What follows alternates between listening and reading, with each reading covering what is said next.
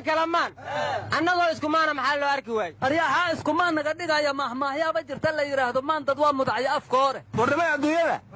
mid yar iyo mid weyn aadmi iskumaanay ma jiro laakiin maslaxad la isku raacaa jirto oo wixii ka dhaxeeya ummad bay wada ilaashataa war maxaan wada ilaalsanaa waaba kala go'onay 6 maamul goboleed aan kala nahay war kala sheegoosid meerta maasa ku mahash leel dhahaa arada ani waxaan idin leeyahay idinka markiid kalamaan noqoteen anigi iyo sagaaradin israadsanayniba kalamaan noqonay xabadaad bushkum ka wada siiseen markaasa intay kala fiigeen darsaalihii dalalka kala aaday aryaa bushtaana sheegaysaa maanta waxay ka dhacday iskool buluusiya maanta laba shabaabaa la toogtay ayadoo hal 7 sanadkan ka baxday sanadkii hore dhammaadkiisiina 3 la toogtay haddee labadii sano dawladda arbacay jirtay 5 shabaabaha la toogtay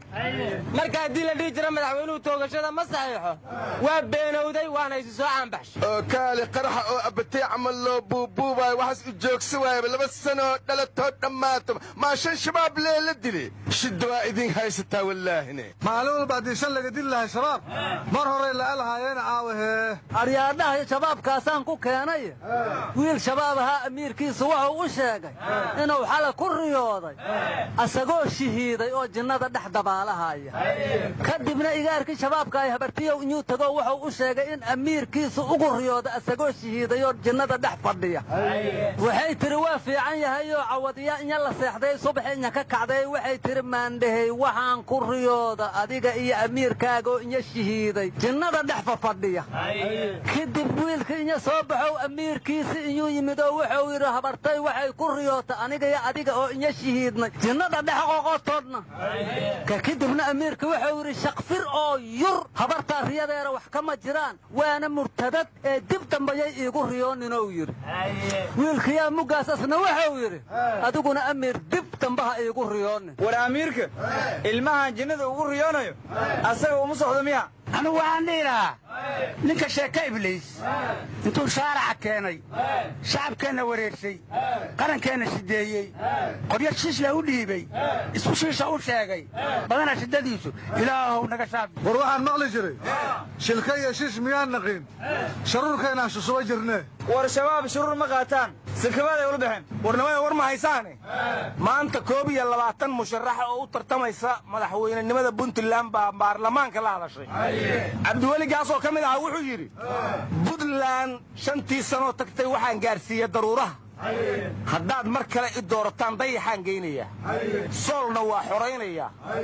xiriirka Soomaaliyana waa jaraya oo kaali isaga Soomaali ma ahmiya war wasiirkii arrimaha gudaha Juxa oo musharaxiinta kamid ah waxa uu yiri anigu ma habooganiyay doorta cidna ima wadata ee doorta war kalena idin sheegi ma waad inta qaanaan buu yiri war 22 musharax oo hadashay 20 kamid waxay eedeeyeen cabdiweli gaas waxayna dhahan Puntland dayax iyo daruuro midna ma gaarsiina ceelu ku riday mid kastaana wuxuu yiri dibku gaarsiiyay Puntland inaan anigu ka soo kaba maahane ka soo kaban mayso warnimaya anigu musharaxiintii meesha ka hadlay nin afar erayo suugaana hadalkiisa ku soo koobay ayaan aad uga helay waxauna yiri xishoodka ha ka tagin xildhibaan haragada ku dhimo xildhibaan intaad aniga xoortaan xoolaheega raacina yaa xubeeraan ahayo xabad ma hees dhamow ka wada war madaxweyne xaafaad ducaystay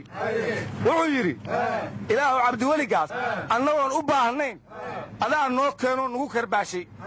ilaahu maantaan u baahannahay noo soo celi buu war doorashada Puntland talaada lagu beegay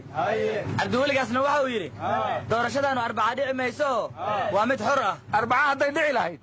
arbaca ayaa ku guulaysan lahayd miyuu ka wadaa warnimada wadagaysta kala maawuligii soo jiray 4 nin oo kala maanaha kulantay mid waxa uu yiri ilaahu roobna si midna waxa uu yiri ilaahu roob ha keenin bukari dadida dabal qaaday qoyayse midna waxa uu yiri ilaahu roob ha keenin sababtoo ah sagaara ay degneen dowr roob imaanay dhixme allow runtiisa kaastaan markhaati ka ahay warnigu hadalkayga dhex gelnay midda kalena wuxuu yidhi aniga owray ka dhuntay hadduu rab yimaadna raadkeedii waa baaba'a ee ilaahu roobka keenin aryaadhaha shala madaxweyne waare isbitaalkaysanayou booqda garoonka cisaleeya dekadda ceelmacaanna waa tegey mugga waxaan la yaabanahay kaysanay ma shabeellada dhaxay naqata mase xamaray ka tirsanayd horta arniyow shabeellada dhexe kaaraanka bilaawadaasa war waddadii u dhaxaysa xamar iyo jawhar hadduu mari waayey oo shabaab xirtay inuu kaysanay booqda xaguukuura warnimiyo ani warsiinhaaya koonfur galbeed haddii madawiinasha muqdisho dhaha fidhi jiray kafee ku waraabay saaslayka maamulaayi madawiinagii usubahay lafta gareeni lahaay ilaa hatta waagii dhaha fidhiye meelaka dhaha hukumohaya boladun lilay garamada midowna may ereena ciidan jay beesa masiyaana kiyan dawladda arbeeyna ilaa hatta wilma eleema saarne hujoodiyeeda hayti may hayti warbeenta iska daa madaxweynaha gobolka banaadir injineer iriisow farxiye kabayar iyo xasan gantaal ayaa daynila ku calayma saaray dhuudhumashaw ila soodheer dabtaanku saare yalaariirad eleengadeedii maa war guddoomiyihii degmada cabdicasiis waa tii xilka laga qaaday oranjo lagu beddelay mas-uul aana magaciisa sheegin ayaa ka cadhoodaa la yidhi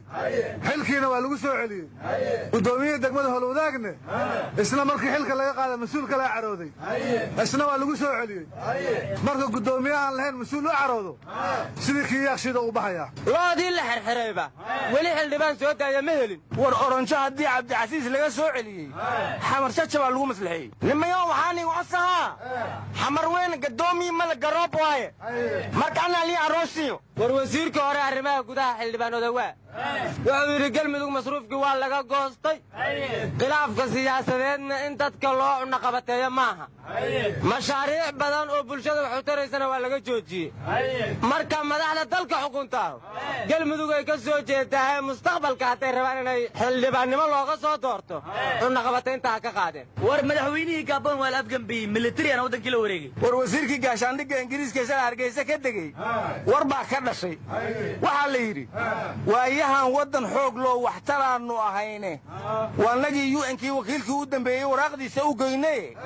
wasiirkii ingiriiska ka hadlaaya waqooyi war maxaan ka qabnaa ma weydiinna safiirka mase waa nala waabsha aryaa safiir haddaan ceyrinimo wasiiraan u daahayna qandhaad qabtaa war gandhima gabo hataa ka dagartalanka war wasiirku waa ingiriis safiirkuna ingiriis u ahaa maxay kugu kala duwan yihiin